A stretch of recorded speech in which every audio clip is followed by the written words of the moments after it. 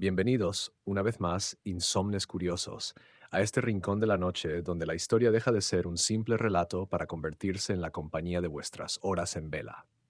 Soy el historiador con insomnio, y antes de adentrarnos en las profundidades del laberinto más famoso de todos los tiempos, antes de ascender hacia un sol que todo lo derrite, permítanme que les tienda un puente desde vuestra vigilia hasta las brumas de un pasado donde los dioses caminaban entre los hombres y los monstruos esperaban en la oscuridad. Hoy inauguramos una nueva serie, un viaje doble hacia dos mitos fundamentales que, como dos caras de una misma moneda, hablan de la audacia humana, de sus triunfos más brillantes y de sus caídas más estrepitosas. Hablamos de Ícaro y de Teseo y el Minotauro, mitos entrelazados por un hilo, literalmente, y por la figura genial y trágica de un mismo hombre, el artesano Dédalo. Y comenzamos, como no podía ser de otra manera en el principio, en el origen de todo este intricado drama, con la primera parte de nuestro índice, el punto número 1, el genio y la prisión, Dédalo en Creta. Imaginemos pues la Atenas arcaica, no la espléndida ciudad de Pericles, sino una ciudad-estado en ciernes, llena de talento y también de pasiones violentas. En este ambiente nace y crece Dédalo, un nombre que resonaría a través de los siglos como sinónimo de ingenio, de habilidad técnica casi divina. Dédalo no era un simple artesano, era el arquitecto, el escultor, el inventor, el prototipo del genio renacentista miles de años antes del Renacimiento. Se decía de él que sus estatuas eran tan vivas, tan perfectas, que había que atarlas para que no escaparan, un detalle que nos habla de la percepción casi mágica que se tenía de su talento. Pero la genialidad, queridos insomnes, a menudo camina de la mano de la sombra, de la envidia y del orgullo desmedido. Y la sombra de Dédalo tenía un nombre, Talos, también conocido como Kalos o Perdix según las fuentes. Este Talos no era el gigante de bronce de mitos posteriores, sino su joven sobrino y discípulo, un prodigio que con apenas 12 años mostraba una inventiva que rivalizaba y quizás amenazaba a la del maestro. La leyenda cuenta que Talos, observando la espina de un pez, inventó la sierra, o que viendo cómo las serpientes se movían, concibió la idea del compás. Inventos capitales para la humanidad, fruto de una mente joven y despierta. Y aquí es donde la oscuridad se cierne sobre la luminosa figura de Dédalo. La versión más extendida, la que pinta de cuerpo entero los celos humanos, relata que Dédalo, cegado por la envidia, temeroso de que el discípulo superara al maestro, arrojó a Talos desde lo alto de la Acrópolis de Atenas, un crimen horrendo, un fratricidio intelectual.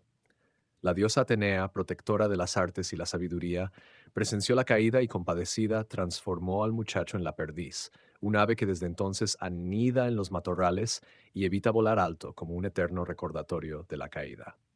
El asesinato fue descubierto y Dédalo, el hombre más ingenioso de su tiempo, se vio forzado a huir, a convertirse en un exiliado, a buscar refugio lejos de la justicia de su ciudad. Su camino lo llevó a la isla más poderosa y opulenta del mundo egeo de aquel entonces, Creta, gobernada por el formidable y temido rey Minos. Y es aquí, en la corte de Cnosos, donde las dos mitologías que nos ocupan, la de Ícaro y la del Minotauro, encuentran su punto de fusión, su crisol común. Minos, un rey de estirpe divina, hijo de Zeus y Europa, era un monarca fuerte, astuto y temido. Su poder era tal que se decía que poseía el favor de Poseidón, y su palacio, un dédalo de salas y corredores en sí mismo, era el centro neurálgico de una talasocracia, un imperio marítimo. Para Dédalo, el fugitivo, Creta representaba una oportunidad, un nuevo comienzo donde su talento sería valorado sin los fantasmas de su pasado ateniense. Y Minos, sagaz como era, supo reconocer el valor del recién llegado. Acogió a Dédalo, le dio un lugar privilegiado en su corte y le encargó las obras más importantes del reino. Dédalo se convirtió en el artífice principal de la grandeza minoica, creando maravillas que asombraban a propios y extraños, estatuas que parecían respirar, sistemas hidráulicos avanzados y joyas de una delicadeza imposible. Pero la relación entre el genio y el poderoso es siempre delicada, un pacto faustiano donde la libertad puede ser el precio a pagar. Minos era un rey acostumbrado a controlar todo dentro de su dominio, y Dédalo, con su conocimiento, era un activo demasiado valioso y por tanto demasiado peligroso para dejarlo ir. El punto de no retorno, el momento en que Dédalo pasó de ser un colaborador ilustre a un prisionero de lujo, está íntimamente ligado al episodio más oscuro y vergonzoso de la familia real cretense, un episodio que el propio Dédalo ayudó a perpetrar, aunque fuera de manera indirecta, a través de su obra maestra absoluta, El laberinto. Para entender la prisión de Dédalo, debemos ahondar, aunque sea brevemente, en el origen del Minotauro, que desarrollaremos con mayor profundidad en la segunda parte de este video. Minos, para afianzar su derecho al trono, había pedido a Poseidón una señal, un sacrificio. El dios del mar hizo emerger de las olas un toro magnífico, blanco y puro, con la condición de que fuera sacrificado en su honor. Minos, sin embargo, se quedó prendado de la belleza del animal y lo incorporó a sus rebaños, sacrificando una bestia común en su lugar. Esta afrenta, esta hybris regia, no pasó desapercibida para Poseidón, quien, como dios vengativo, urdió un castigo terrible y retorcido. Hizo que la esposa de Minos, la reina Pasífae, hija del sol, concibiera una pasión antinatural, un deseo irreprimible hacia el toro blanco. Desesperada y consumida por este impulso impuesto por los dioses, Pasífae recurrió al único hombre cuya inteligencia podía encontrar una solución, por perversa que fuera, Dédalo. Y el artesano, probablemente movido por un deseo de congraciarse con la reina o simplemente por el desafío técnico que suponía, accedió. Construyó una vaca de madera tan realista, tan perfectamente acabada, que engañó al toro. La recubrió con la piel de una vaca verdadera y colocó en su interior a la propia Pasífae. De esta unión contra natura, de este engaño divino y humano, nació un ser aberrante, el Minotauro, Asterión, un niño con cuerpo de hombre y cabeza de toro, un recordatorio viviente de la ofensa de Minos y de la perversa intervención de Dédalo. El horror se apoderó de la corte. Minos, avergonzado y furioso, pero incapaz de matar a una criatura que al fin y al cabo llevaba sangre de su esposa, necesitaba un lugar donde esconderla, donde encerrarla para siempre, lejos de las miradas del mundo. Y de nuevo, solo un hombre podía idear tal prisión, Dédalo. Así, por orden expresa del rey, Dédalo diseñó y construyó el laberinto, una construcción inmensa, un edificio de pesadilla en las profundidades del palacio de Cnosos, o según otras versiones, una estructura independiente. No era un simple jardín de setos como a veces se pinta en la iconografía moderna, sino una vasta prisión de piedra, un confín arquitectónico con incontables corredores que se retorcían sobre sí mismos. Cambiaban de dirección, subían y bajaban en una danza desorientadora. Sus pasillos eran todos idénticos, carentes de puntos de referencia, un auténtico viaje a la locura.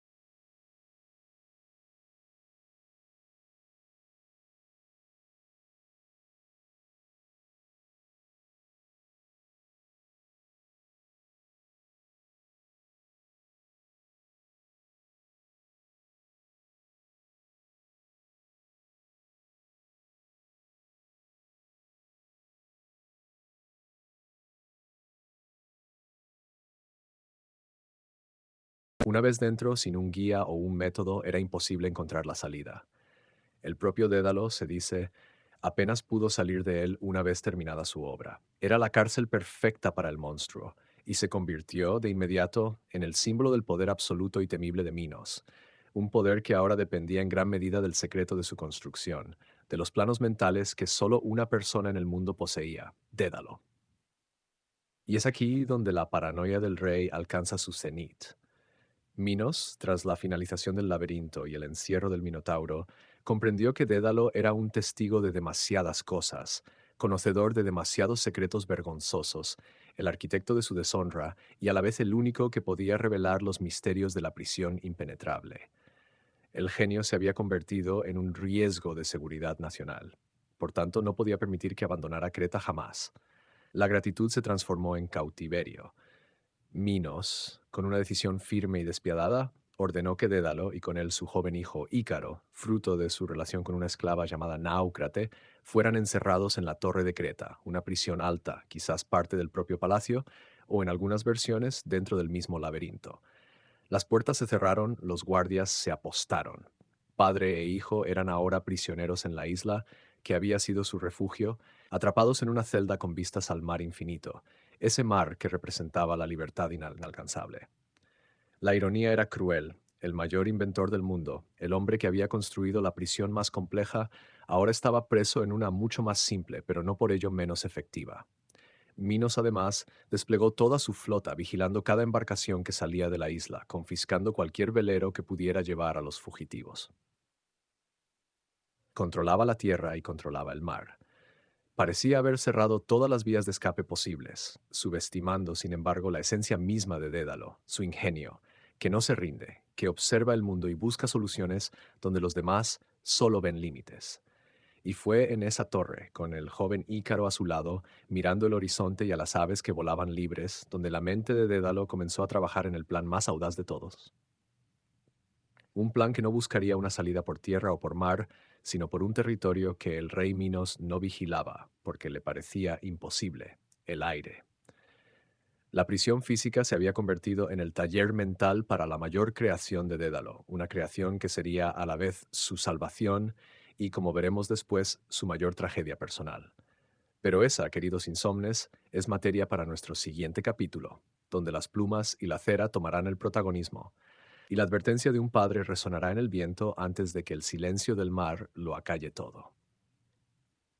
Por ahora, quedémonos aquí, en esta torre de Creta, contemplando la desesperación que germina en ingenio, y recordando que a menudo los monstruos más terribles no están encerrados en laberintos de piedra, sino que los construyen, y que la línea entre el artista favorito del rey y el prisionero de Estado es tan fina como el filo de una espada minoica.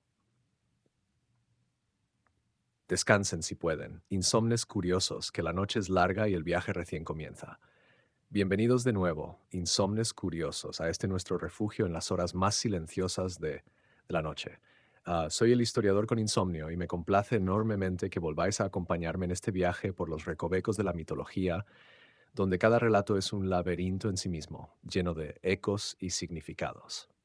Si en nuestra última sesión nos quedamos contemplando la desesperación ingeniosa de Dédalo y su hijo Ícaro encerrados en su torre cretense, hoy proseguimos con el siguiente paso de su plan, un paso que convierte la desesperación en esperanza y la esperanza, como veremos, en una tensión casi insoportable entre la precaución y el deseo. Nos adentramos pues en el punto número 2 de nuestro índice, el diseño de las alas, ingenio y advertencia. Imaginemos de nuevo la escena, queridos insomnes, porque la ambientación es crucial para entender la magnitud de la hazaña mental que vamos a relatar. La torre, sea cual sea su forma exacta, es ante todo un símbolo de limitación física y de control real. Sus muros son gruesos, su puerta está vigilada, y más allá el mar Egeo se extiende, surcado por las naves de la Armada de Minos, alerta como centinela sobre las olas. Para cualquier prisionero común, la situación sería de una absoluta desesperanza.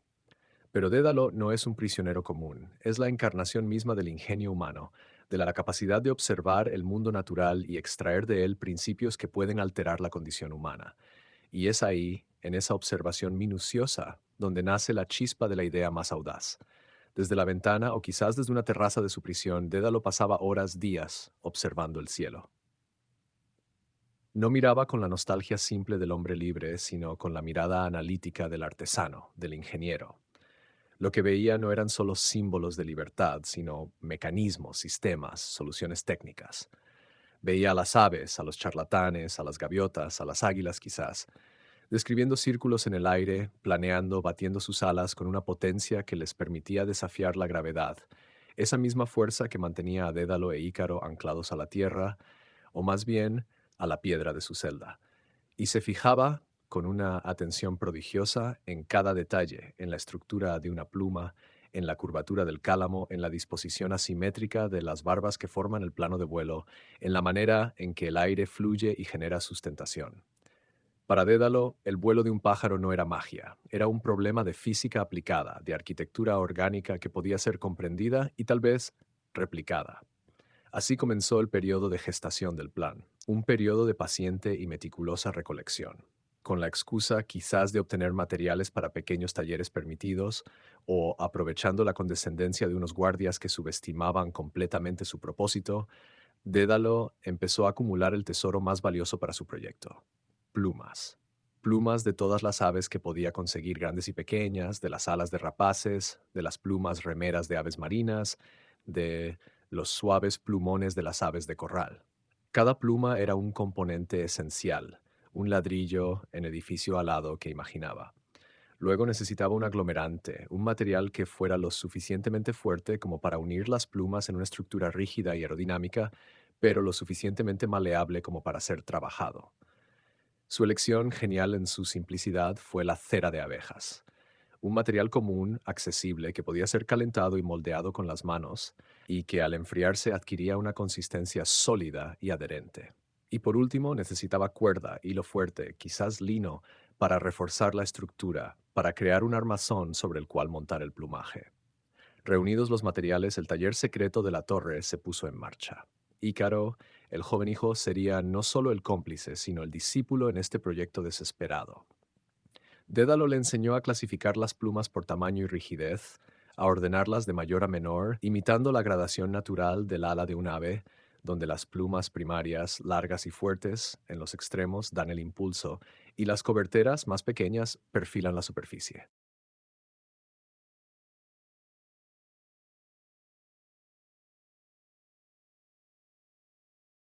Con infinita paciencia, con la destreza de quien había esculpido estatuas que parecían vivir, Dédalo comenzó a unir las plumas con la cera derretida, creando largas filas que luego ensamblaba sobre un armazón de mimbre o madera ligera, dando a cada ala una curvatura precisa, el perfil alar que captaría el viento. Trabajaban en silencio, con la tensión de saberse descubiertos en cualquier momento, el olor a cera caliente mezclándose con el salitre que llegaba del mar. El proceso era lento, agotador, un monumento a la perseverancia. Había que probar, ajustar, equilibrar. No se trataba solo de pegar plumas, se trataba de crear dos aparatos simétricos, ligeros pero resistentes, que respondieran a los movimientos del cuerpo humano.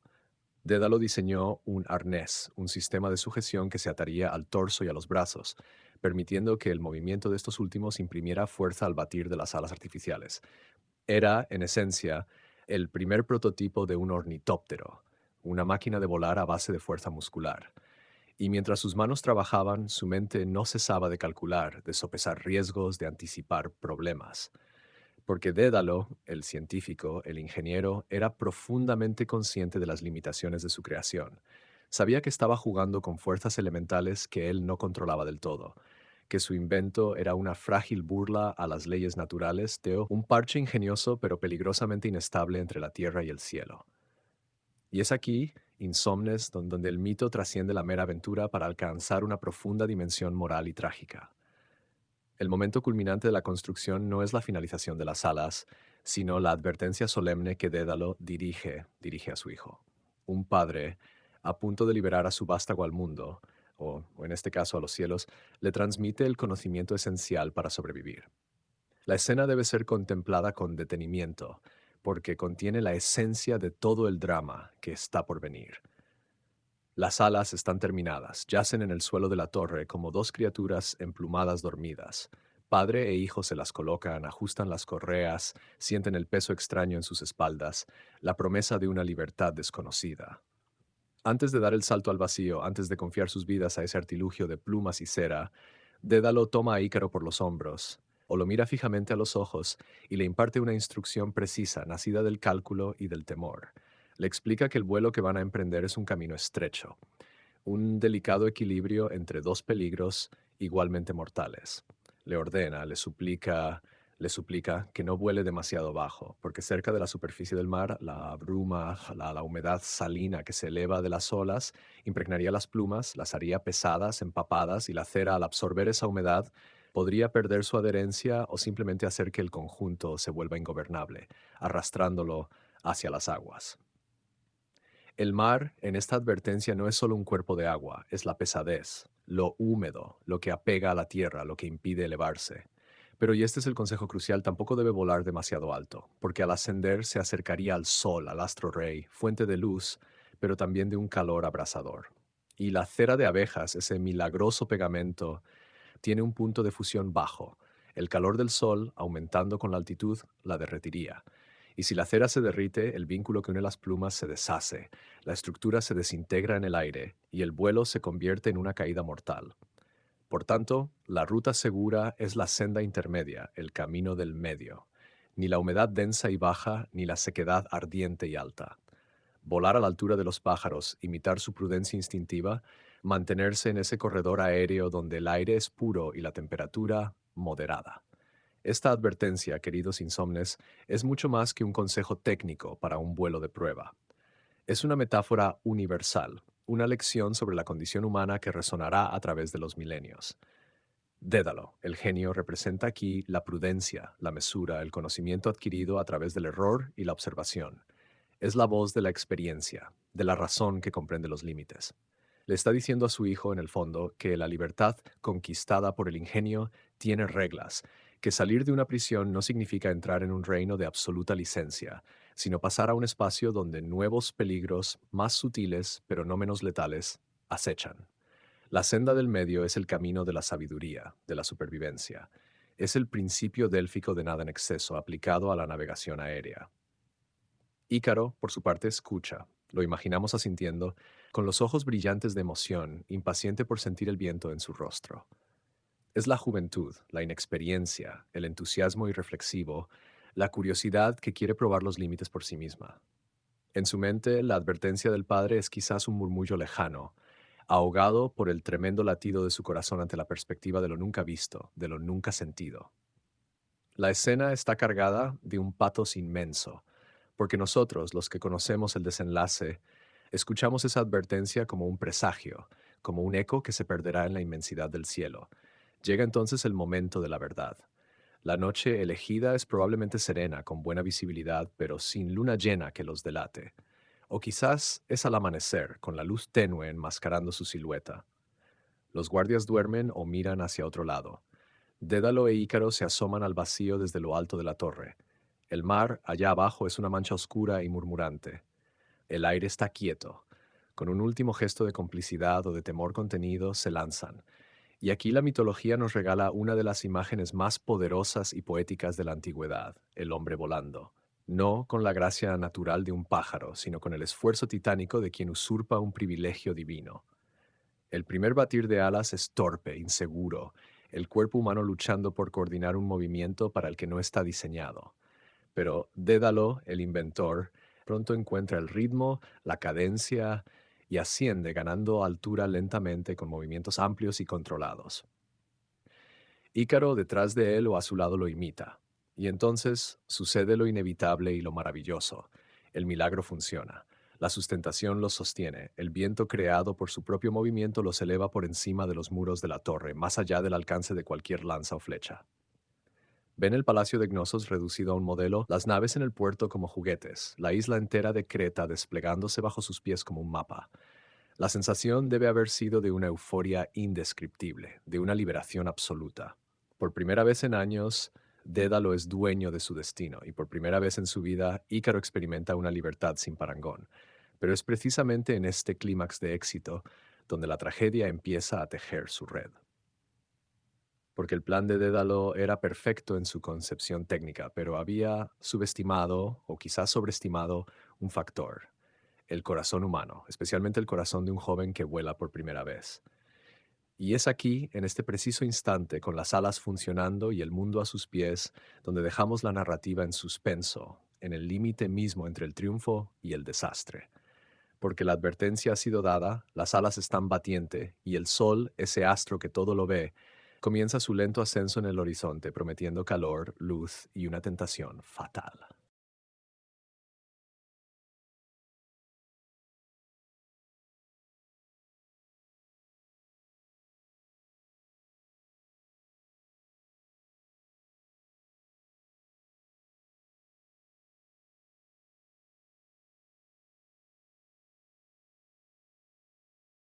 Pero esa parte de la historia, el vuelo mismo y su terrible conclusión, la reservaremos para nuestro próximo encuentro, cuando abordemos el punto número 3 de nuestro índice. Por ahora, quedémonos con esta imagen del ingenio humano desplegado en su máxima expresión. Un padre y un hijo volando sobre el mar, un momento de pura hazaña que sin embargo lleva en su seno el germen de la caída. Recordemos que cada límite que traspasamos, cada prisión de la que escapamos, nos enfrenta a nuevos y más complejos desafíos, y que la sabiduría no reside solo en inventar las alas, sino en saber hasta dónde y hasta qué altura debemos o podemos volar con ellas. Descansen si les es posible, insomnes curiosos, y mediten sobre la delgada línea que separa la audacia de la temeridad, la libertad de la licencia, el calor vital del sol de su fuego devorador. Hasta la próxima vigilia, donde seguiremos el rastro de plumas hacia su destino final. Bienvenidos, una vez más, insomnes curiosos, a este espacio donde las sombras de la noche se pueblan con los ecos de historias milenarias. Soy el historiador con insomnio, y agradezco que volváis a acompañarme en esta vigilia dedicada a desentrañar los hilos que tejen el destino de los hombres y los dioses. En nuestros encuentros anteriores hemos sido testigos del ingenio desesperado, de la construcción de alas que prometían la libertad y de la advertencia solemne de un padre que conocía demasiado bien la fragilidad de sus propios inventos. Hoy, queridos amigos de la noche, llegamos al momento culmen de ese vuelo, al instante en que la promesa se quiebra y la lección se graba a fuego, o mejor dicho, a cera derretida en la memoria del mundo. Nos adentramos en el punto número 3 de nuestro viaje, el vuelo fatal, la ibris de Ícaro. Dejamos a nuestros protagonistas suspendidos en el aire cretense, en ese limbo glorioso entre la prisión abandonada y el destino incierto. Dédalo e Ícaro han logrado lo imposible, han burlado la vigilancia del rey Minos y han convertido su torre en un simple punto de referencia lejano bajo sus pies. El primer impulso, tras el sobresalto del salto y los primeros batidos de alas torpes, es de un alivio inmenso, de una euforia contenida. Vuelan. No es una metáfora, no es un deseo, es una realidad física, ardua, que exige el esfuerzo constante de músculos no acostumbrados a ese movimiento, pero es vuelo al fin y al cabo. El aire, que antes era solo un espacio vacío, se ha convertido en un medio tangible, un elemento que resiste y a la vez sostiene, que hay que dominar con pequeños ajustes de la posición de las manos y la inclinación del cuerpo. Dédalo, con la mente fría del ingeniero, se concentra en la mecánica del asunto, en mantener un ritmo constante, una altitud media, una dirección hacia el norte, hacia Sicilia o cualquier otro punto de la lejanía que represente la salvación. Su vuelo es deliberado, calculado, la puesta en práctica de su propia teoría. Es la encarnación de la prudencia en movimiento. Pero Ícaro. Para el joven, esta experiencia trasciende por completo lo meramente físico o lo estratégico. Para él, esto no es un escape, es una revelación, una epifanía de libertad sin restricciones. Las advertencias de su padre, tan claras y precisas en la quietud de la torre, ahora, en la vastedad del cielo abierto, se difuminan, se vuelven abstractas, absurdas. ¿Cómo no ascender cuando se tiene todo ese azul infinito arriba? ¿Cómo contentarse con un vuelo rasante cuando las nubes parecen algodones a los que uno casi puede tocar?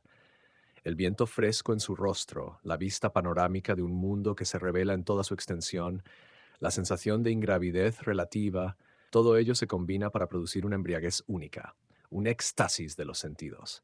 Es la hybris en su estado más puro, no una arrogancia malintencionada, sino un deslumbramiento tan intenso que borra los límites de la precaución. La hybris, ese concepto griego tan fundamental, no es solo orgullo desmedido, es exceso, desmesura, el traspaso de la frontera que separa lo humano de lo divino, lo posible de lo prohibido. Y el cielo, el reino de Helios, el sol y de Zeus, el dios de los truenos, era el dominio por excelencia de lo divino. Al volar, los hombres ya estaban usurpando un privilegio, y al hacerlo con éxito, Ícaro siente erróneamente que ese privilegio no tiene. La cera, sometida a un estrés para el que no fue diseñada, comienza a fluir, a perder su forma. Las uniones cuidadosamente construidas por Dédalo se deshacen. Las plumas, ya no sostenidas por la estructura, se desprenden en grupos, revoloteando en el aire como hojas de otoño alrededor del joven. La sensación de ingravidez se transforma de pronto en una sensación de vacío, de desintegración. El ala derecha se desmonta primero, quizás dejando un brazo torpemente extendido hacia un montón de cañas sueltas. El equilibrio se pierde por completo. Ícaro siente un tirón brutal, una simetría catastrófica. El vuelo controlado se convierte en un trompo descontrolado, en una caída en barrena. En ese instante la euforia se esfuma, reemplazada por el pánico más absoluto y ciego. Los ojos que miraban al sol con arrobo ahora buscan desesperadamente a su padre, el mar, cualquier cosa a que agarrarse. El grito se le escapa, un sonido desgarrador que es devorado por la inmensidad del cielo. Dédalo, más abajo, oye ese grito, o ve la lluvia de plumas que precede a la caída, y su corazón, el corazón del genio, del inventor, se convierte en un puño de horror. Todo su ingenio, toda su planificación, se estrellan contra la realidad de la desobediencia y de la ley natural. Intenta girar, descender en picado para ayudarle, pero es inútil. Sabe, con la certeza del que comprende la física de su propio invento, que no hay nada que hacer. La caída es larga, eterna desde la perspectiva del mito. Ícaro cae, no como una piedra, sino como un peso lastrado por los restos de su ambición, girando, dando vueltas, atravesando el espacio que tan alegremente había conquistado momentos antes. El mar, ese mismo mar del que le advirtieron por su humedad, se acerca a una velocidad aterradora, de la exaltación celeste al impacto acuático. El cuerpo golpea la superficie con una fuerza brutal y las frías aguas del Egeo lo reciben, lo envuelven, lo silencian. No hay lucha, el golpe mismo pudo ser mortal o el ahogamiento fue rápido. El mar, que era el peligro bajo, se convierte en la tumba. Dédalo llega al lugar planeando como un ave herida y ve solo unos fragmentos de plumas flotando en la espuma, un remolino que se disipa. El inventor desciende a una isla cercana o tal vez se arroja al agua mismo para recuperar el cuerpo de su hijo. La imagen es de una desolación incomunicable, el genio que todo lo puede crear, incapaz de crear vida de nuevo, sosteniendo en sus brazos el fruto mortal de su propio ingenio y de la impetuosidad juvenil. El vuelo de escape se ha transformado en una pesadilla. La libertad buscada tiene el sabor amargo de la pérdida más profunda. Pero el mito, queridos insomnes, no se detiene en el impacto. La geografía misma se hace eco de la tragedia. Las aguas en las que cayó Ícaro, cerca de Samos quizás, o en algún punto del mar Egeo suroccidental, recibieron desde entonces el nombre de mar Icario, un recordatorio perpetuo y geográfico de la caída. Y la isla donde su cuerpo fue arrastrado, o donde Dédalo lo enterró, se llamó Icaria. El mundo físico incorpora la memoria del desastre, como si la naturaleza aceptara y perpetuara la lección. Dédalo, con el corazón hecho añicos, continúa su vuelo. No tiene opción. La pena no le impide seguir batiendo sus alas, ahora con una pesadez que no es física, sino del alma. Llega por fin a Sicilia, a la corte del rey Cócalo, donde encuentra un nuevo refugio. Allí, según algunas versiones, realiza el sepelio de su hijo y erige un templo en su memoria, dedicado a Apolo, el dios solar, en un acto que mezcla el duelo con una especie de reconocimiento resignado al poder de la deidad que, indirectamente, causó la muerte. Pero la sombra de Minos es alargada y la venganza del rey cretense lo alcanzará incluso allí, en otra historia de ingenio y muerte. Sin embargo, ese es otro relato. Por ahora, concentrémonos en el núcleo de lo sucedido, porque este punto, el vuelo fatal, es la piedra angular de toda la interpretación posterior.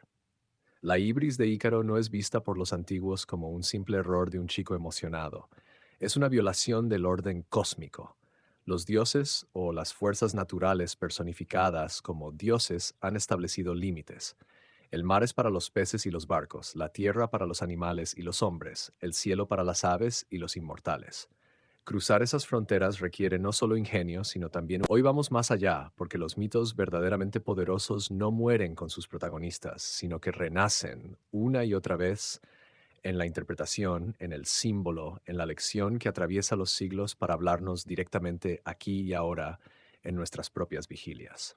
Abordamos, por tanto, el punto número 4 de nuestro índice, el legado del mito, moral y simbolismo.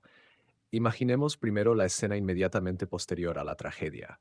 Dédalo, el genio roto, ha recuperado el cuerpo sin vida de su hijo de las aguas que ahora y para siempre llevarán el nombre de aquel que pereció en ellas, el mar Icario. Con una pesadumbre que apenas podemos concebir, vuela el resto del trayecto, un vuelo que ya no es de liberación, sino de huida de un dolor insoportable. Llega, según la tradición más extendida, a las costas de Sicilia, a la ciudad de Cámico, donde reina un astuto monarca llamado Cócalo. Allí, el arquitecto fugitivo encuentra un nuevo refugio, un nuevo mecenas, y su primera acción, antes incluso de poner sus habilidades al servicio del nuevo rey, es dar sepultura a Ícaro.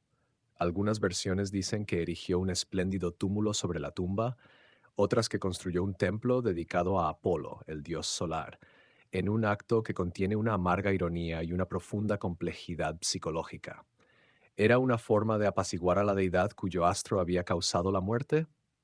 ¿O era quizás un reconocimiento torturado de que la aspiración de su hijo, aunque fatal, estaba dirigida hacia lo más alto, hacia lo divino? Este duelo activo, esta transformación del dolor en arte o en arquitectura funeraria, es el primer eslabón en la cadena del legado.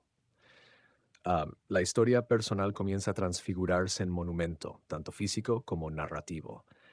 Pero el mito, queridos insomnes, no se contenta con ser una simple crónica de una desgracia familiar. Es, ante todo, un mecanismo de enseñanza, un vehículo para transmitir valores y advertencias fundamentales para la comunidad. Y la moral que extraen los antiguos griegos de la caída de Ícaro es múltiple, rica en matices, y se puede desglosar en varias capas interconectadas. La capa más evidente, la que se enseña a los niños, es la de la desobediencia y sus terribles consecuencias. Ícaro desoyó el mandato explícito de su padre, la figura de autoridad y experiencia, y pagó el precio máximo. En una sociedad como la griega, profundamente patriarcal y respetuosa de la jerarquía familiar y social, este mensaje era primordial. La pietas, el respeto debido a los padres y a los dioses, era un pilar del orden cósmico. Transgredirlo era invitar al caos y a la destrucción personal. Por tanto, en su nivel más básico, el mito funciona como una fábula aleccionadora sobre la importancia de escuchar a quienes saben más, sobre la necedad de la juventud impetuosa que cree saber lo mejor. Sin embargo, esto sería reducir enormemente su profundidad. El concepto clave que eleva la historia de la simple desobediencia a la tragedia cósmica es sin duda la hybris. Ya hemos hablado de ella, pero en su legado es donde el concepto realmente cristaliza. La hibris no es solo desobedecer, es excederse, es traspasar los límites asignados a la condición mortal. Los dioses griegos no eran seres moralmente perfectos, pero sí eran guardianes celosos de sus privilegios y de las fronteras que separaban lo humano de lo divino. El vuelo en sí mismo ya era un acto de hybris, una usurpación del dominio aéreo de las aves y, por asociación, de lo celeste. Pero Dédalo, el inventor, lo hacía por necesidad, con miedo y precaución, consciente de la transgresión. Ícaro, en cambio, convirtió esa transgresión necesaria en un juego, en un éxtasis. Su ibris fue la de creer que podía acercarse al sol, a Helios, y salir indemne. Fue un desafío no tanto a su padre como al orden natural mismo. El castigo, por tanto, no es solo paternal, es cósmico. La caída es la restitución del equilibrio, el recordatorio brutal de que hay una mesura, un límite, que no se puede violar sin sufrir las consecuencias.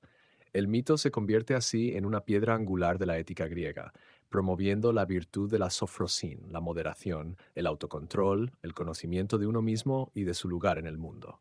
Lo opuesto a Ícaro no es un cobarde, es el hombre prudente que, incluso en su audacia, conoce la frontera.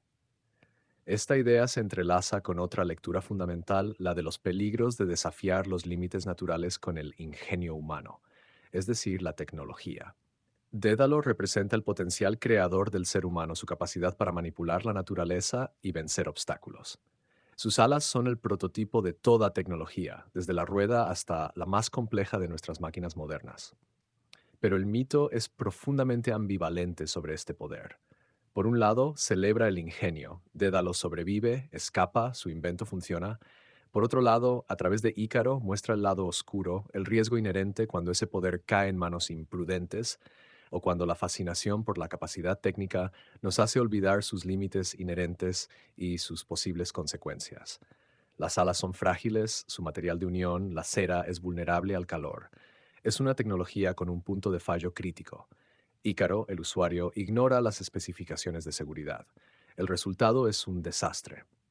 En esta luz, el mito de Ícaro es una de las primeras y más poderosas advertencias sobre la ética de la innovación, sobre la necesidad de que la sabiduría, la prudencia y el respeto por las leyes naturales acompañen siempre al progreso técnico.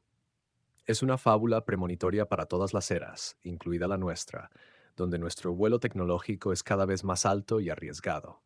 Más allá de la moral práctica, el símbolo se enriquece con capas poéticas y psicológicas. El vuelo de Ícaro se transforma en una metáfora universal de la ambición humana, de su sublime y trágica dualidad. Representa el anhelo de trascendencia, el deseo de escapar de las limitaciones terrenales, de alcanzar lo absoluto, lo ideal, lo divino. Es el impulso del artista, del poeta, del científico, del soñador. En este sentido, Ícaro se convierte en una figura casi romántica, un héroe fracasado pero noble, cuyo error fue soñar demasiado alto. Su caída no es solo un castigo, es también el precio de una aspiración gloriosa. Esta lectura, que floreció especialmente a partir del Renacimiento, ve en Ícaro no solo al imprudente, sino al pionero, al que prueba los límites para que otros más tarde puedan trazar un camino más seguro. Su muerte sería entonces el sacrificio necesario en el altar del progreso humano.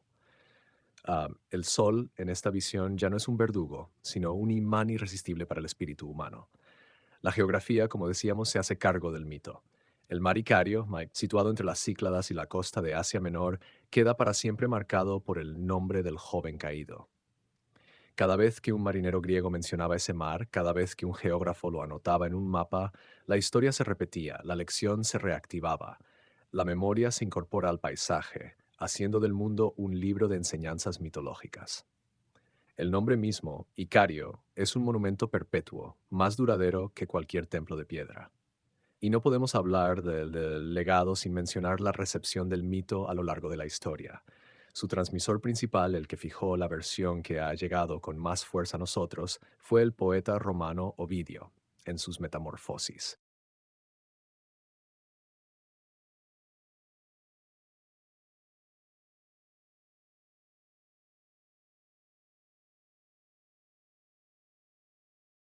En su relato lleno de patos y detalles vívidos, Ovidio humaniza el drama, enfatizando la tensión emocional entre padre e hijo, la belleza del vuelo y lo patético de la caída. A través de Ovidio, el mito penetró en la cultura occidental.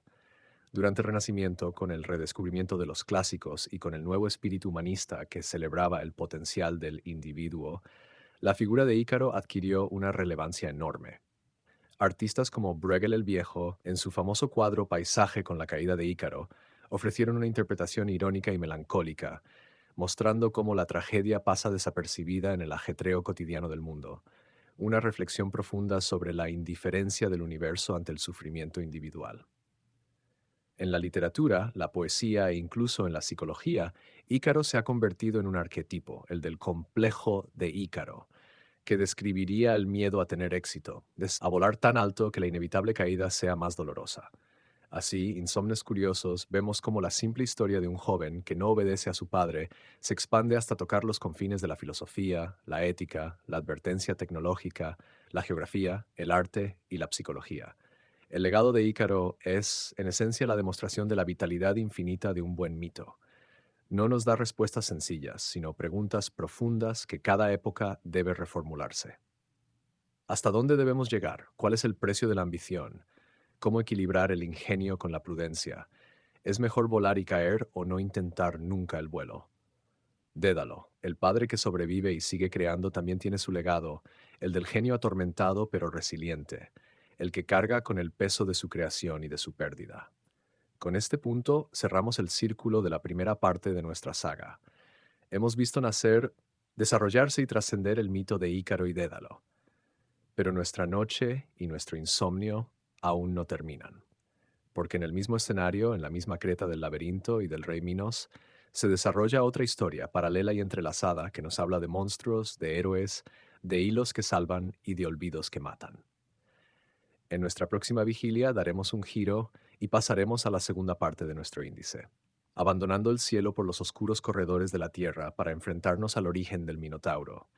Allí, las ofensas a los dioses toman forma de bestia, y el tributo de sangre exige un héroe. Pero eso, queridos amigos de la noche, es materia para otra sesión. Hasta entonces, les dejo con el eco de las olas del mar Icario y con la reflexión de que cada uno de nosotros en nuestro propio camino debe encontrar la altitud correcta para nuestro vuelo personal, ni tan bajo que nos moje la resignación, ni tan alto que el sol de nuestra ibris derrita las certezas que nos sostienen. Descansen, o al menos reflexionen en paz. Bienvenidos, insomnes curiosos, de nuevo a este refugio nocturno donde las historias no duermen y las lecciones del pasado se mantienen tan despiertas como nosotros. Soy el historiador con insomnio y me complace profundamente que una vez más vuestra curiosidad os traiga aquí. En estas horas en las que el mundo parece detenerse para explorar los recovecos más profundos de la mitología, hemos dejado atrás los cielos y el mar Icario, hemos contemplado la ambición y la caída, y ahora, como si siguiéramos un hilo invisible que nos conduce de regreso al origen de todo, volvemos a Creta. No a la torre de Dédalo, sino al mismísimo corazón del poder, a la corte del rey Minos, para presenciar el momento en que una ofensa a los dioses da forma a una bestia, y en que un secreto vergonzoso se convierte en un monstruo de pesadilla que exigirá tributos de sangre. Iniciamos, por tanto, la segunda parte de nuestro viaje y nos adentramos en el punto número 5 de nuestro índice, el origen del Minotauro, la ofensa a Poseidón. Para comprender la verdadera magnitud de este origen, debemos situarnos, insomnes, en el contexto político y religioso de la Creta minoica en su apogeo mítico. Minos no era solo un rey, era un soberano cuya autoridad pretendía ser de origen divino. Hijo de Zeus, el padre de los dioses, y de Europa, la princesa fenicia que el propio Zeus, transformado en un magnífico toro blanco, raptó y llevó a Creta, Minos llevaba en sus venas una mezcla de lo humano y lo olímpico. Gobernaba un imperio marítimo, una talasocracia cuyo poder se extendía por las islas del Egeo, y su palacio en Cnosos era el centro neurálgico de un mundo complejo y sofisticado. Pero para legitimar y afianzar ese poder ante sus súbditos y ante las demás ciudades-estado, Minos necesitaba una señal clara, una demostración palpable de que los dioses, y en particular las deidades marinas, estaban de su lado. Y es aquí donde entra en escena Poseidón, el dios de los mares, de los terremotos y también de los toros, animales asociados a una fuerza bruta y primordial. La relación entre un rey y un dios en el mundo griego se basaba en un contrato sagrado, la reciprocidad. El rey ofrecía sacrificios, construía templos y rendía honores, y el dios, a cambio, otorgaba su favor, su protección y signos de apoyo. Así, según relata la tradición más extendida, Minos, en un momento crucial de su reinado, quizás al ascender al trono o en medio de un conflicto por la sucesión, elevó una plegaria a Poseidón. Le suplicó que hiciera emerger del mar una bestia, un toro, como prueba irrefutable de que su gobierno contaba con el beneplácito divino. La petición tenía un matiz ceremonial, un ritual de investidura. Minos prometió solemnemente que sacrificaría ese mismo toro en honor a Poseidón, devolviéndole así el animal en forma de ofrenda consumida por el fuego, un acto que fortalecería el vínculo entre el dios y el rey, y que purificaría y santificaría su mandato.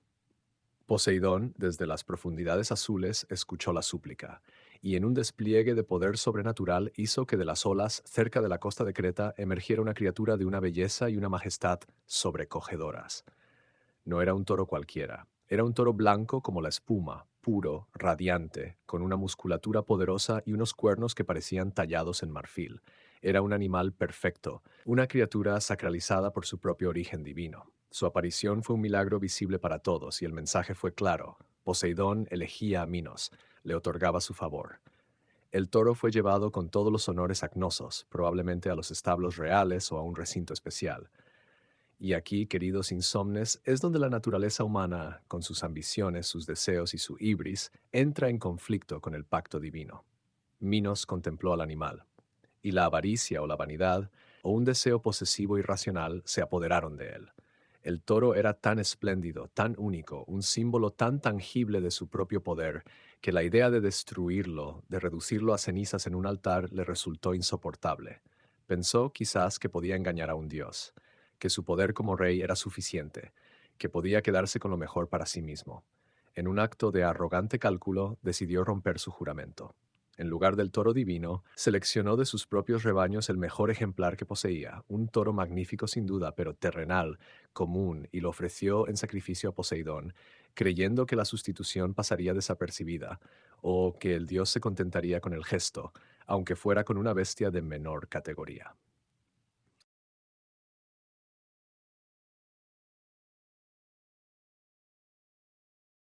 Era un fraude sacrílego, un insulto directo a la inteligencia y al honor de una deidad olímpica.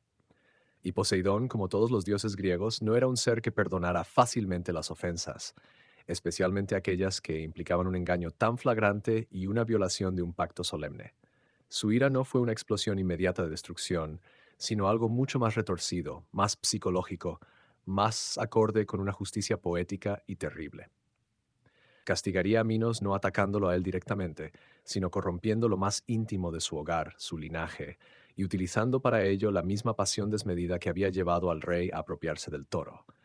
El dios del mar, maestro de las profundidades y de los impulsos ocultos, sembró en el corazón de la reina Pasifa, esposa de Minos e hija del titán Helios, el sol, una pasión irrefrenable, antinatural y monstruosa, un deseo erótico dirigido hacia el toro blanco. No fue un capricho de la reina, fue un castigo divino implantado, una locura sagrada que la consumió por completo. Pasífae, atormentada por este impulso imposible, este eros perverso que la desgarraba por dentro, no encontraba paz. Y aquí es donde, una vez más, la figura del ingenio humano, pero al servicio de lo aberrante, entra en escena. Desesperada, la reina recurrió al hombre más inteligente de Creta, al que tenía a su disposición, al arquitecto Dédalo, que por entonces aún era un colaborador libre en la corte, antes de su propio encarcelamiento. Pasífae confesó su terrible secreto a Dédalo, o quizás el propio Minos, al ver la enfermedad de su esposa y enterarse de su causa, ordenó a Dédalo que encontrara una solución para ocultar la vergüenza. Dédalo, siempre el técnico, el solucionador de problemas sin importar la naturaleza moral de los mismos, aceptó el desafío. Concibió y construyó una vaca de madera, una efigie de una realidad asombrosa. No era una simple escultura, era un artefacto ingenieril. La vaca estaba hueca, cubierta con la piel fresca de una vaca real para engañar el olfato del animal y con un mecanismo que permitía a una persona introducirse en su interior. Los detalles son turbadores. Dédalo la diseñó para que Pasífae pudiera ocultarse dentro, con las piernas en la parte posterior del animal, y colocó el artefacto en el prado donde pasía el toro blanco. El engaño funcionó. El toro, atraído por la efigie realista, se unió a ella. Y de esa unión contra natura, de esa cópula fruto del engaño divino y humano, de la hibris de un rey y de la ingeniería perversa de un genio, fue concebido el fruto más terrible. El embarazo de Pasífae llegó a su término y dio a luz a una criatura que no podía ser nombrada con normalidad. No era un niño ni un becerro. Era un ser híbrido, una quimera de pesadilla que encarnaba físicamente la perversión del deseo impuesto y la arrogancia del engaño. Tenía el cuerpo robusto de un hombre, pero la cabeza y la cola de un toro. Sus ojos no eran humanos, su voz no era un llanto, sino un bramido. A este ser se le llamó Asterión, nombre dinástico en Creta, pero la historia lo recordaría para siempre como el Minotauro, el toro de Minos. Su nacimiento fue el clímax del castigo de Poseidón. Minos, que había querido quedarse con el toro para su gloria personal, ahora tenía en su propia familia, en su propia sangre, una bestia que era un recordatorio constante y viviente de su pecado, de su fraude al dios. La vergüenza, el horror y la ira del rey debieron de ser colosales. Pero no podía matar a la criatura, porque, aunque monstruosa, era hijo de su esposa, llevaba en sus venas la sangre real y, de algún modo, era también un vástago del propio toro divino, un nexo aún más perverso con la ofensa original. Minos se enfrentó a un problema logístico y de estado de inmensa complejidad: cómo ocultar esta abominación, cómo mantenerla segura pero fuera de la vista, cómo evitar que su existencia, conocida ya en los círculos más íntimos, se convirtiera en un escándalo que debilitara su autoridad. Y de nuevo, solo un hombre podía proporcionar la solución, el mismo que había hecho posible el desastre. Dédalo. El rey le ordenó que utilizara todo su genio para construir una prisión de la que el Minotauro nunca pudiera escapar y de la que nadie, una vez dentro, pudiera salir para contar lo que había visto. Dédalo, atrapado en la espiral de sus propias creaciones al servicio del poder, diseñó y construyó el laberinto. No un simple jardín con setos, sino una construcción arquitectónica inmensa, subterránea o al menos de muros altísimos, un complejo infinito de pasillos que se bifurcaban, de corredores que giraban sobre sí mismos, de escaleras que no conducían a ninguna parte, de salas idénticas y vacías. Era la materialización de la confusión, del secreto y de la locura. Un edificio que era un rompecabezas irresoluble, una trampa para la mente y para los sentidos. Allí, en su centro más oscuro e inaccesible, fue encerrado el Minotauro. La bestia se convirtió en el guardián de su propia prisión, y la prisión en la guarida de la bestia. El secreto de Minos estaba a salvo, o eso creía él, pero el monstruo, para vivir, necesitaba alimentarse. Y aquí es donde la política y el mito se entrelazan para generar la siguiente fase de la tragedia. El Minotauro, símbolo de la ofensa de Minos a Poseidón, se transformaría en el instrumento de venganza de Minos contra Atenas y en la justificación de un tributo atroz. Pero esa, queridos insomnes, es materia para nuestro próximo punto. Por ahora, contemplemos la profunda riqueza simbólica de este origen. El Minotauro no es un monstruo. Abordamos, por tanto, el punto número 6 de nuestro índice, el tributo ateniense y la llegada de Teseo. Para entender la magnitud del tributo y la carga que pesaba sobre Atenas, debemos retroceder un poco más y comprender el conflicto que puso a la ciudad a los pies de Creta. El relato varía en sus detalles, pero el núcleo es claro. Atenas, en su fase de ciudad-estado joven y todavía no plenamente poderosa, se vio envuelta en una guerra o un grave incidente con la talasocracia cretense. Una de las versiones más extendidas nos habla de Androgeo, hijo del rey Minos. Este príncipe atleta excepcional viajó a Atenas para participar en los Juegos Panatenaicos, donde destacó y obtuvo una victoria tras otra. Su éxito, sin embargo, despertó la envidia o los temores del rey ateniense Egeo o de sus rivales, quienes, según unas fuentes, lo asesinaron traicioneramente. Otra versión sugiere que Androgeo fue enviado por Egeo a enfrentarse al toro de Maratón, una bestia feroz que asolaba la región, y pereció en el intento. Sea como fuere, la muerte del hijo de Minos, vinculada de algún modo a la responsabilidad ateniense, encendió la ira del poderoso rey de Creta. Minos, desolado y furioso, reunió su formidable flota y emprendió una campaña de castigo contra Atenas. La guerra fue devastadora para los atenienses, cuyas fuerzas navales y militares no podían compararse con el poderío minoico. La ciudad, asediada y derrotada, se vio obligada a aceptar los términos de una paz humillante y sangrienta impuesta por Minos. Y es aquí donde el monstruo del laberinto, el Minotauro, deja de ser solo un secreto vergonzoso guardado en Cnosos, para transformarse en el instrumento de una venganza política y en un símbolo de dominación absoluta. Minos, astuto y despiadado, ideó un castigo que fuera perpetuo, que recordara a los atenienses cada año su derrota y su subordinación a Creta. Decretó que, como compensación por la muerte de su hijo y como tributo de vasallaje, Atenas debía enviar anualmente, o cada 9 años, según algunas versiones, un grupo de sus jóvenes más valiosos y sus doncellas más hermosas a Creta. El número que ha perdurado en la tradición es el de 7 jóvenes y 7 doncellas, 14 almas en total. Pero estos no eran enviados como esclavos o como rehenes convencionales. Su destino era específico y terrorífico. Estaban destinados a ser entregados al Minotauro para ser devorados por la bestia en las profundidades del laberinto. Era un sacrificio humano ritualizado, una ofrenda de carne fresca al monstruo que era, a la vez, el hijo vergonzante de Minos y el guardián de su secreto más oscuro. De este modo, Minos lograba varios objetivos con una sola y cruel medida.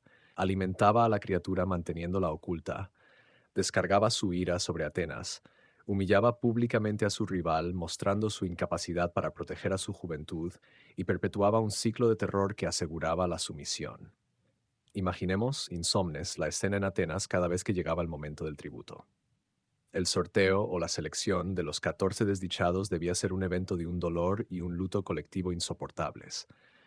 Familias enteras vivían aterrorizadas, esperando que la suerte no recayera sobre sus hijos o hijas. La partida del barco cretense, con sus velas negras como símbolo de luto y de muerte segura, desde el puerto del Pireo era un espectáculo de desolación. Los jóvenes, vestidos quizás con túnicas blancas como víctimas sacrificiales, embarcaban sabiendo que su viaje solo tenía un final: ser encerrados en un lugar del que nadie salía y morir desgarrados por unas fauces monstruosas. Atenas, bajo el reinado de Egeo, un monarca ya anciano y acongojado por la impotencia, vivía sumida en una pena y una rabia contenida. La ciudad no era libre, su juventud era sistemáticamente mutilada y no parecía haber ninguna esperanza de romper este ciclo infernal. El laberinto en la lejana Creta se erguía no solo como una prisión para un monstruo, sino como una sombra mental que se cernía sobre toda el Ática, una máquina de devorar sueños y futuros. Y es en este contexto de opresión y desesperanza donde surge la figura del héroe, no como un dios descendido, sino como un joven decidido a cambiar su propio destino y el de su ciudad. Este joven es Teseo. Su origen mismo es una historia compleja, pero baste decir que era hijo de Egeo, el rey de Atenas, y de Etra, princesa de Tresén. Había sido criado lejos de la corte, en el palacio de su abuelo materno, y solo al llegar a la adolescencia había emprendido un viaje a Atenas, enfrentando y eliminando a una serie de bandidos y malhechores que infestaban el camino, demostrando desde muy joven su valor, su fuerza y su sentido de la justicia. Al llegar a Atenas fue reconocido por su padre a través de la espada y las sandalias que Egeo había dejado bajo una roca como prueba de su identidad, un reconocimiento emotivo que hizo de Teseo el heredero legítimo al trono. Pero Teseo no era un príncipe que anhelara solo la comodidad del poder. Llegó a una ciudad enlutada y presenció o supo de inmediato la terrible carga del tributo a Creta. La próxima partida de la nave de las víctimas se acercaba, y el ambiente en la ciudad era de un duelo anticipado. Teseo, con el ímpetu y el idealismo de la juventud, pero también con la conciencia de su nuevo estatus como príncipe y futuro rey, se rebeló interiormente contra esa injusticia.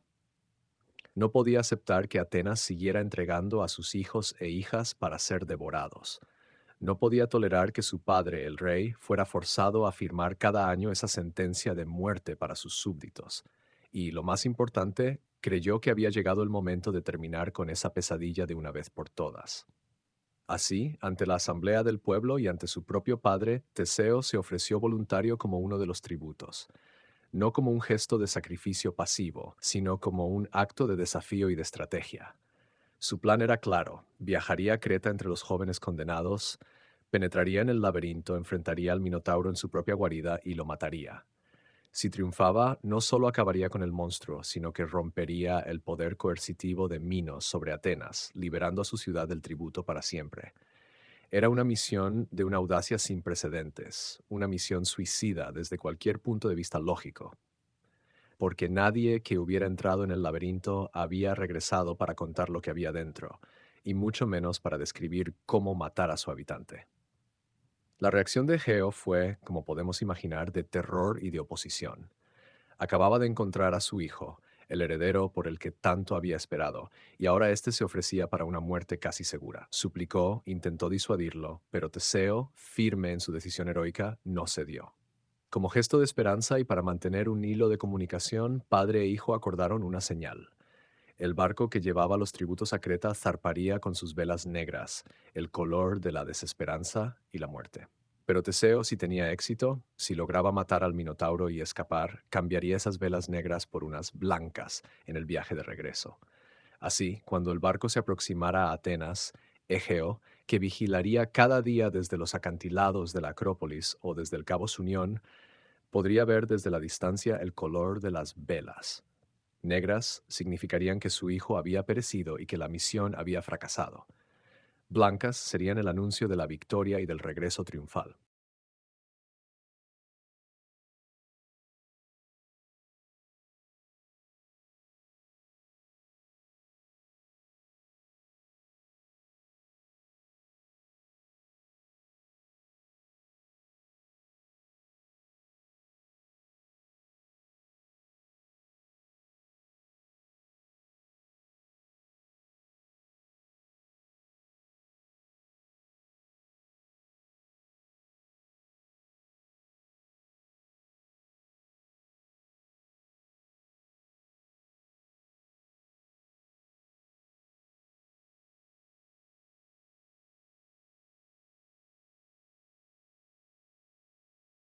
Este pacto, este pequeño detalle de tela y color, cargado de una esperanza infinita, se convertiría, como veremos más adelante, en el centro de una tragedia aún mayor.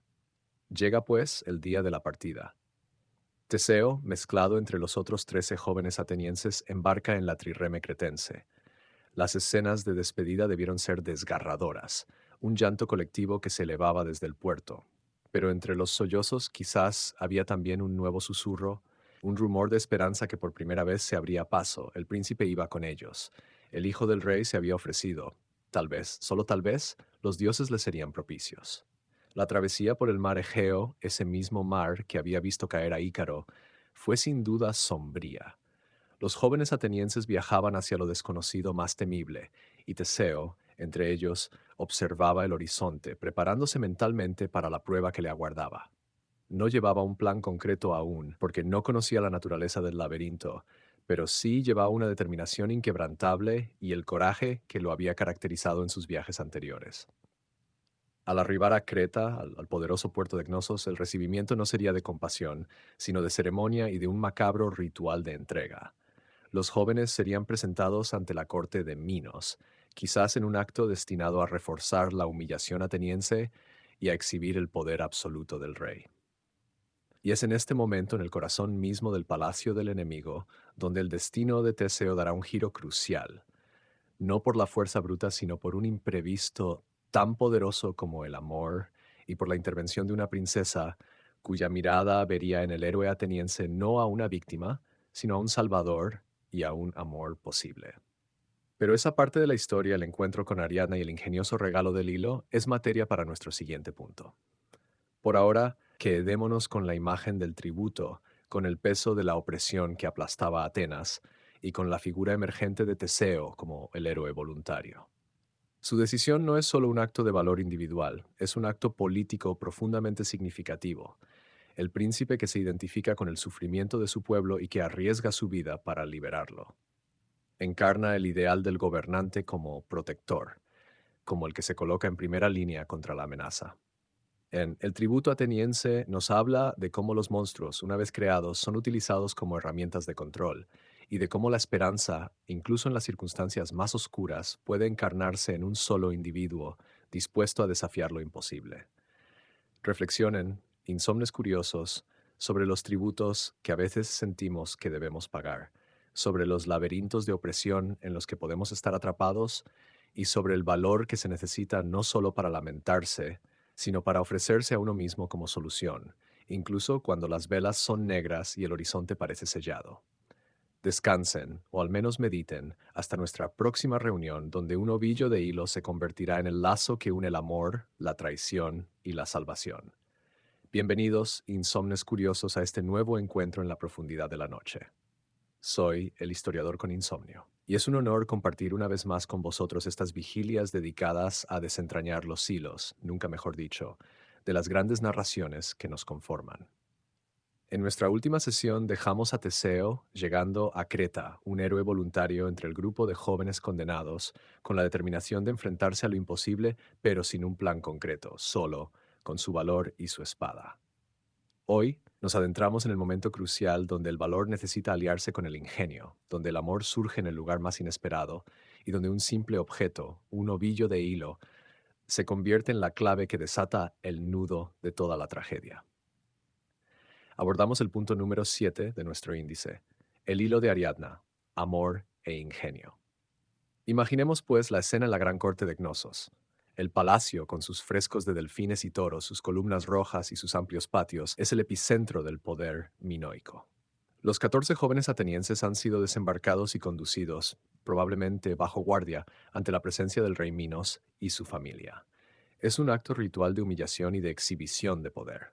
Minos, sentado en su trono, contempla con frialdad y satisfacción a estas víctimas anuales, la prueba viviente de su dominio sobre Atenas. A su lado quizás está su esposa Pasífae, la madre del monstruo, cargando con su propio secreto y su dolor. Y entre la corte, entre las princesas y los nobles, se encuentra Ariadna, hija de Minos y Pasífae, hermana, por tanto, del Minotauro que aguarda en las sombras del laberinto. Para ella este tributo no es quizás más que otro macabro evento del calendario real, otra demostración del poder implacable de su padre. hasta que su mirada se cruza con la de uno de los jóvenes condenados, Teseo. La tradición nos dice que Ariadna quedó inmediatamente fascinada por él. Teseo no debía parecerse a los otros jóvenes, marcados por el miedo y la resignación. Su porte, su actitud segura, la luz de un desafío en sus ojos lo distinguían. Quizás supo por rumores o porque él mismo se presentó que era el príncipe de Atenas, el hijo del rey Egeo, que se había ofrecido voluntario. Ese acto de valentía y sacrificio, esa determinación de enfrentarse a la bestia, conmovió y enamoró a la princesa cretense. Ariadna se encontró en una posición desgarradora, dividida entre la lealtad a su padre y su reino, y la compasión y admiración hacia este extranjero condenado a una muerte segura y horrible. Pero el amor en los mitos es una fuerza tan poderosa como la hybris o la venganza. Y Ariadna tomó una decisión que la convertiría en traidora a su patria y en salvadora del héroe. Decidió que Teseo no moriría y que ella lo ayudaría a cumplir su misión y en el proceso escapar con él, abandonando Creta y su oscuro legado familiar. Sin embargo, la ayuda no podía consistir solo en abrir una puerta o distraer a un guardia. El problema era infinitamente más complejo, el laberinto. Ariadna, como princesa real, conocía la leyenda, sabía que su medio hermano, el Minotauro, estaba allí encerrado, y sabía sobre todo que el laberinto era una trampa arquitectónica de la que era imposible salir sin guía. La clave no estaba en la fuerza, sino en el método para no perderse. Y es aquí donde la figura de Dédalo, el genio constructor, vuelve a entrar en escena de manera decisiva, aunque de forma indirecta. Dédalo en ese momento podía estar ya encerrado en su torre, o quizás aún gozaba de cierta libertad dentro del palacio, pero su conocimiento era inaccesible.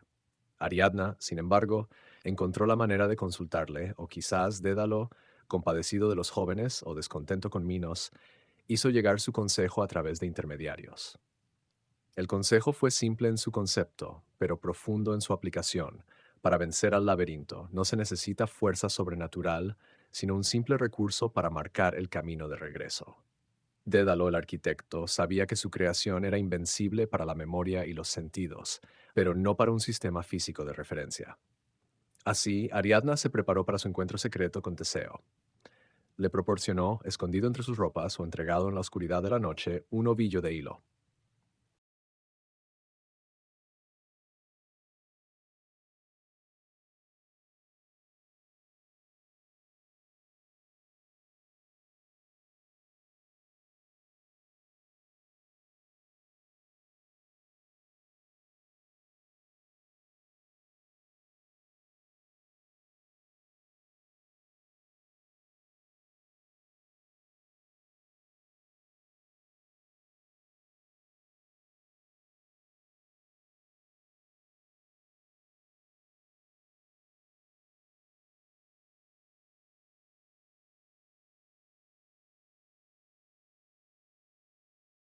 Pero no era un hilo cualquiera. En muchas versiones se trata de un hilo mágico, un regalo de Hefesto o de la propia Afrodita, un ovillo que podía desenrollarse infinitamente o que brillaba en la oscuridad o que simplemente era extraordinariamente resistente. En otras versiones era un simple ovillo de lana, pero su potencia no residía en su naturaleza sino en el uso que se le daría. Junto con el hilo, Ariadna le dio a Teseo instrucciones precisas, y quizás también una espada adecuada para la tarea, ya que los tributos probablemente llegaban desarmados. El plan era el siguiente. Al ser conducidos a la entrada del laberinto, Teseo debía atar firmemente el extremo del hilo al dintel de la puerta o a una columna cercana. Luego, a medida que avanzara por los intrincados corredores, iría desenrollando el ovillo, dejando tras de sí un rastro físico, una línea umbilical que lo conectaría directamente con el mundo exterior. Tras encontrar y matar al Minotauro, solo tendría que seguir el hilo recogiéndolo de nuevo, y éste lo guiaría sin error de regreso a la entrada. Era una solución de una elegancia y una eficacia brutales, convertir el problema de la memoria en un problema de mecánica simple. Llega entonces el momento de la verdad. Los jóvenes atenienses son conducidos, probablemente en un ambiente de terror solemne, hacia la entrada del laberinto. La construcción debía ser imponente, una puerta que era una boca hacia lo desconocido, hacia la confusión absoluta. Tal vez los guardianes cretenses los empujaban hacia adentro, sabiendo que era la última vez que los verían. En ese instante, Teseo pone en marcha el plan.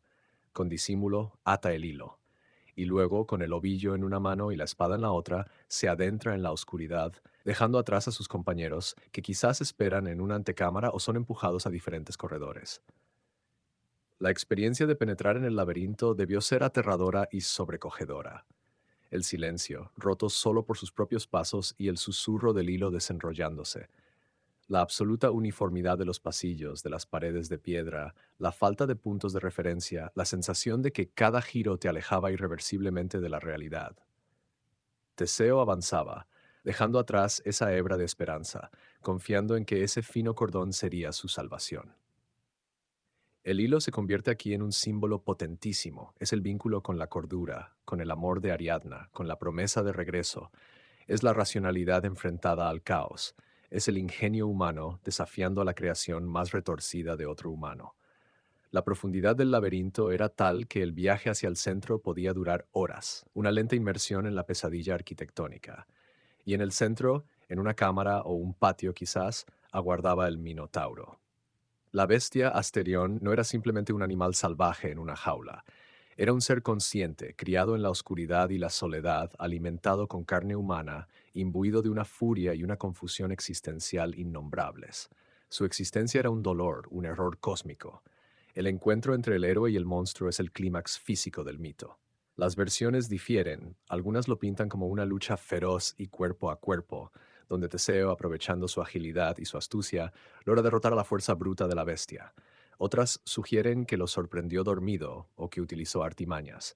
El caso es que Teseo, con la espada que le proporcionó Ariadna o que llevaba escondida, dio muerte al Minotauro, un acto que era a la vez un sacrificio, una liberación y un parricidio simbólico, matar al hijo monstruoso de la familia que oprimía a su ciudad.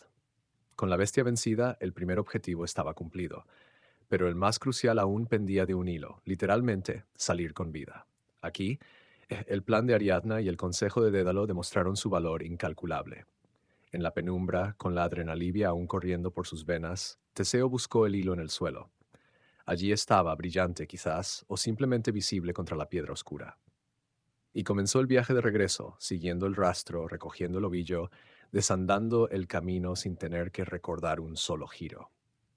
El hilo lo guió infaliblemente a través de la madeja de pasillos, devolviéndolo a la entrada, a la luz del día, a la libertad. Fue un triunfo del método sobre el caos, de la previsión sobre el pánico.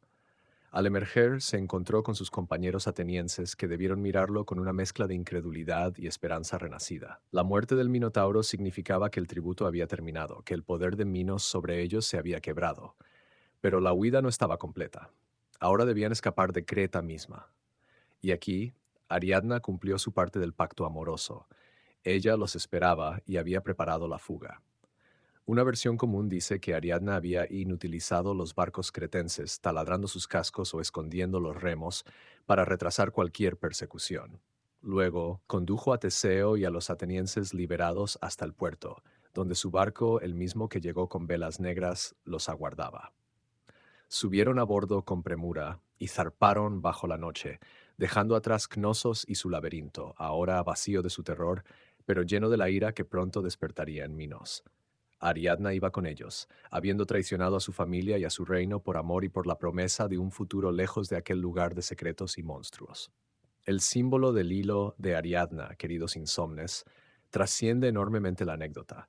Se ha convertido en una metáfora universal para la solución elegante a un problema complejo, para el método que nos permite salir de nuestros propios laberintos mentales o emocionales. Representa el amor que ofrece una salida, la idea que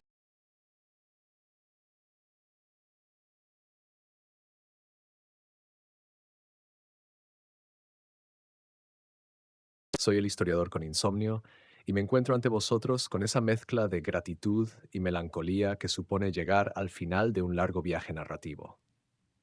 Hemos volado cerca del sol y hemos caminado por los corredores más oscuros del laberinto. Hemos sido testigos de la caída y del triunfo.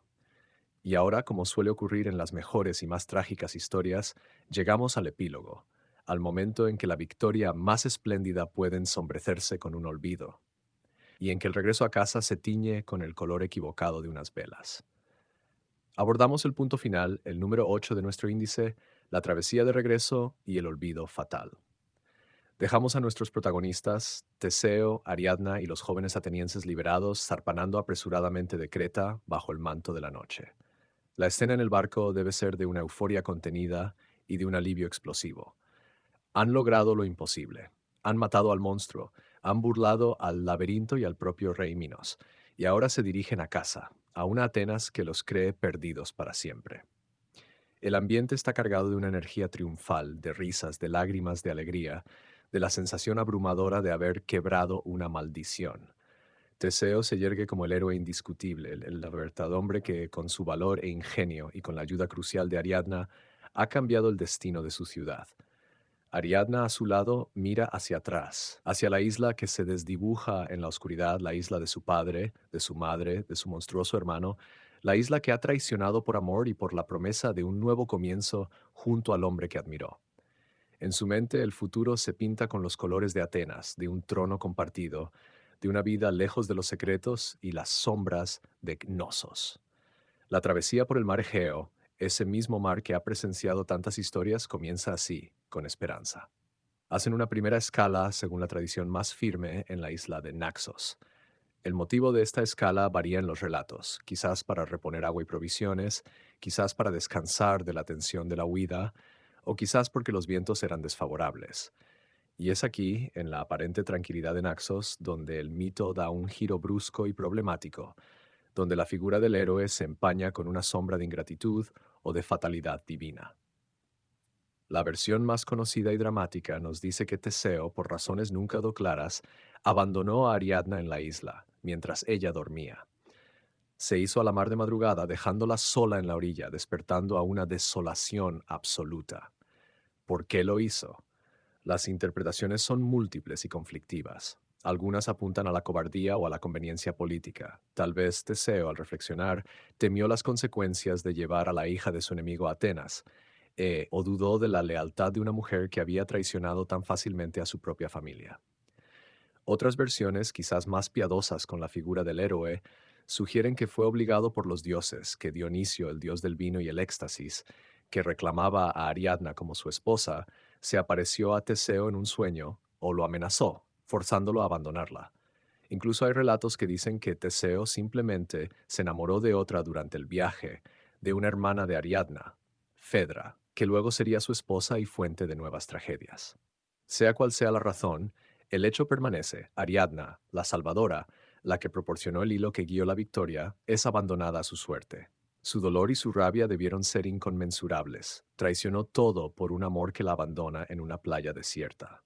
Sin embargo, el mito no la deja en la desgracia total, pues en muchas versiones es consolada y tomada como esposa por el dios Dionisio, quien la eleva a la inmortalidad y coloca su corona, la corona de Ariadna, entre las estrellas como la constelación de la corona boreal, un final divino para una mortal traicionada.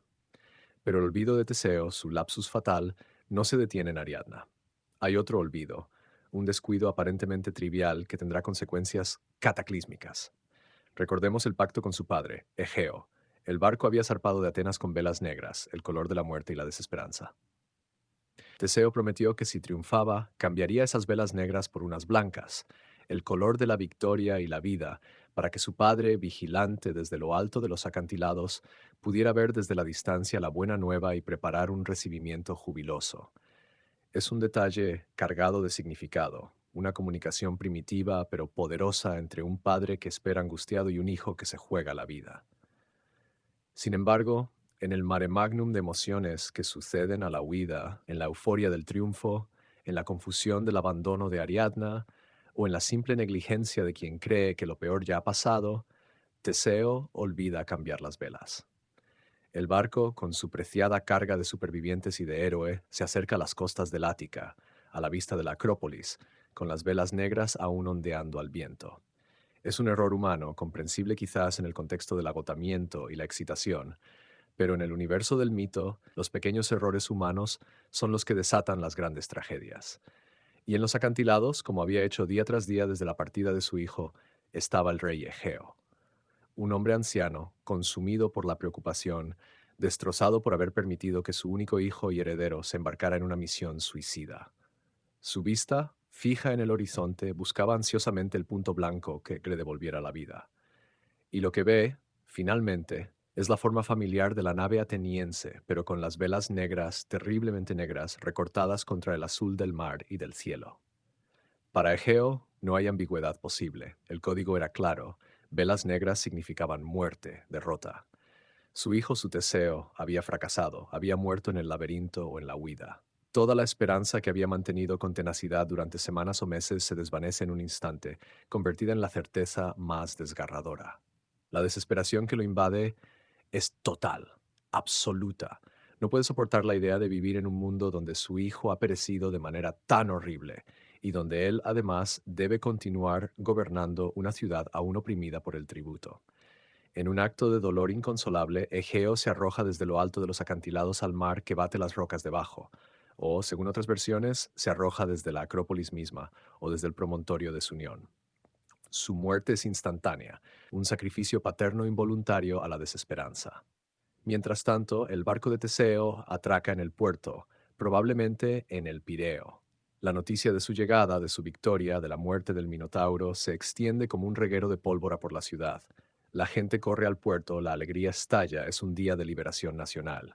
Pero el triunfo se torna inmediatamente en horror y en luto cuando Teo o sus acompañantes se dan cuenta del error fatal de las velas negras que no fueron cambiadas, y cuando reciben la noticia de que el rey Egeo, creyendo a su hijo muerto, se ha suicidado, la victoria se envenena.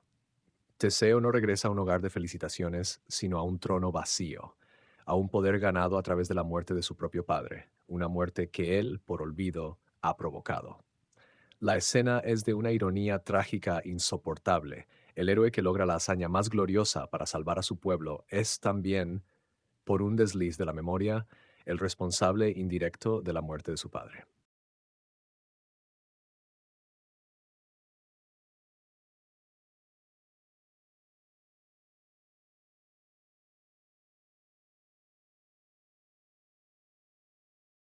La liberación de Atenas llega, pues, teñida de una culpa y de una pena personales que marcarán para siempre el reinado de Teseo.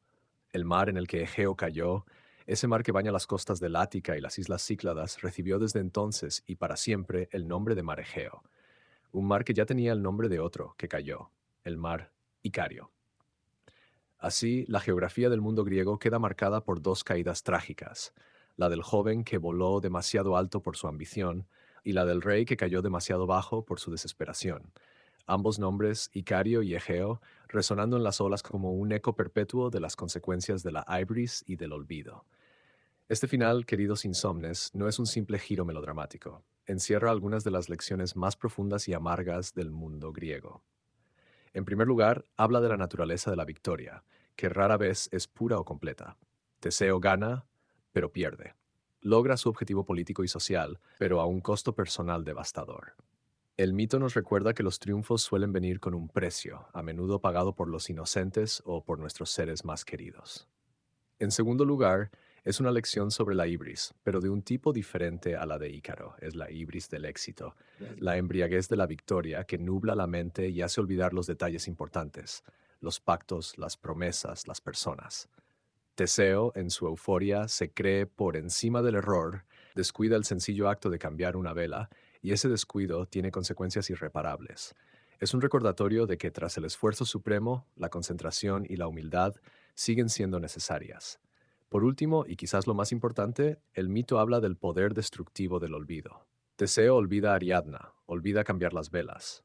En la cosmovisión griega, el olvido, lete, era una fuerza potentísima, opuesta a la memoria, nemocine.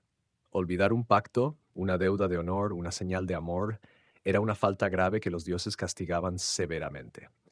El olvido de Teseo es un fallo en el deber filial y en el honor, y paga por ello con la vida de su padre. Con este punto octavo cerramos el ciclo completo de los mitos de Ícaro y del Minotauro. Dos historias paralelas de audacia y consecuencia, de ingenio y fatalidad, de vuelos y caídas, de hilos que salvan y olvidos que matan. Ambas nos hablan de los límites de la condición humana, de la necesidad de mesura incluso en el triunfo, y de cómo nuestras acciones, por nobles que sean, resuenan en un universo complejo donde cada elección